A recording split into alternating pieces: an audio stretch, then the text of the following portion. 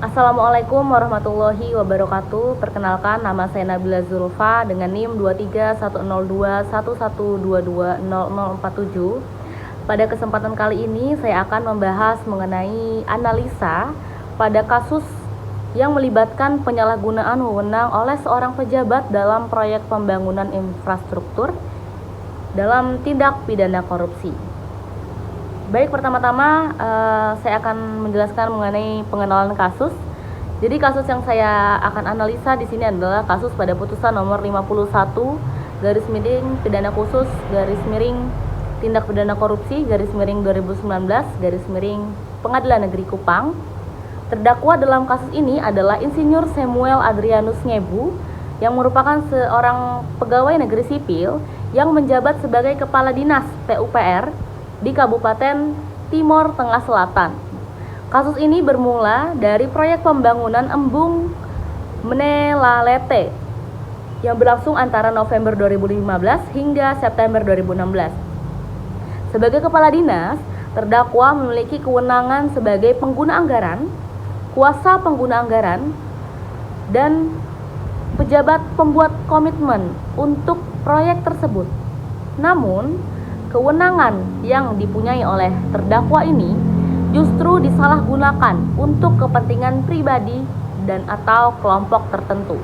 Selanjutnya saya akan menjelaskan mengenai kronologi singkat terkait kasus ini, yaitu pada 9 Oktober 2015 diterbitkannya SK Pembentukan Kelompok Kerja atau Pokja Unit Layanan Pengadaan atau ULP untuk pembangunan Embung Menelalete.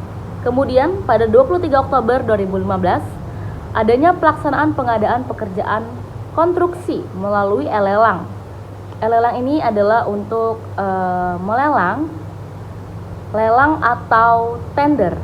Kemudian pada 28 Oktober 2015 dilakukannya lelang kedua. Kemudian pada 5 November 2015 adanya penandatanganan kontrak jasa konsultasi dan pengawasan dengan PT Sinar Plan Utama Konsultan. Kemudian 5 hari berikutnya, yaitu 10 November 2015 diadakan lagi penandatanganan kontrak jasa konsultasi pengawasan dengan CV Belindo Karya.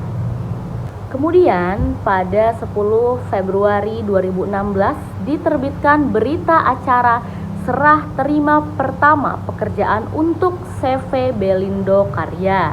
Dan pada 7 September 2016 dikeluarkan surat perintah pencairan dana atau SP2D untuk pembayaran fisik 100% kepada CV Belindo Karya. Kemudian kita lanjut kepada bagian dakwaan dan putusan. Dalam kasus ini, jaksa penuntut umum menggunakan dakwaan subsidiaritas. Sebagai dakwaan primernya menggunakan pasal 2 ayat 1 Undang-Undang Tindak Pidana Korupsi tentang perbuatan melawan hukum yang memperkaya diri sendiri, sedangkan dakwaan subsidiarnya adalah pasal 3 tentang penyalahgunaan wewenang.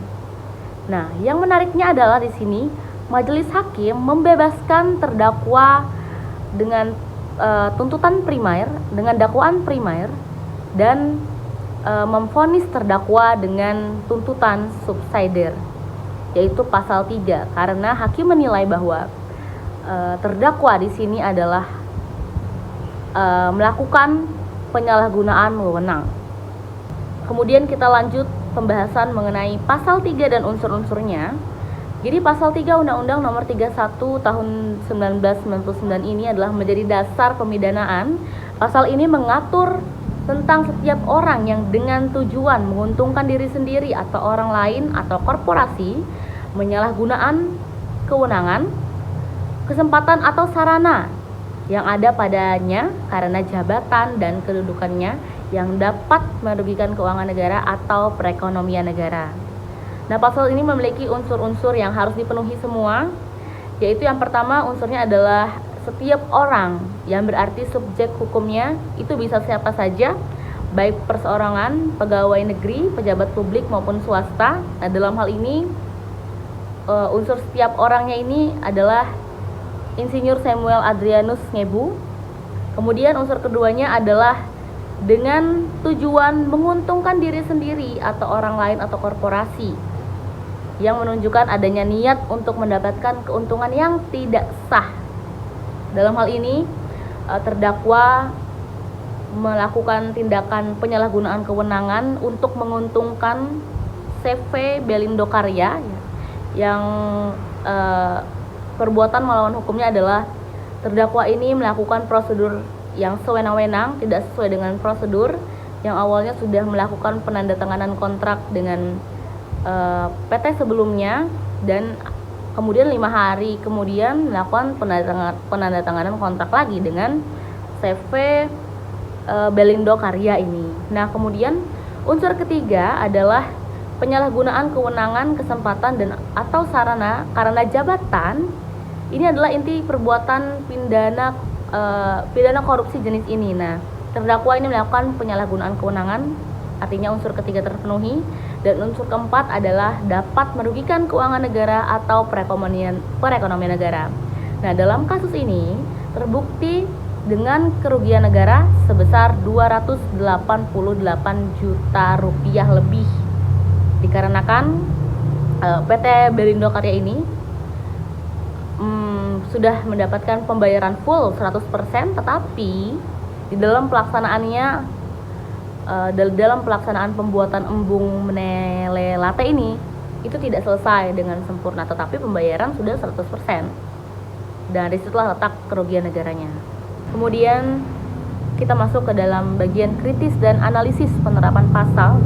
Menurut analisa saya, keputusan majelis hakim untuk memvonis terdakwa berdasarkan pasal 3 itu adalah langkah yang tepat dan logis, karena terdakwa memang seharusnya dibebaskan dari pasal 2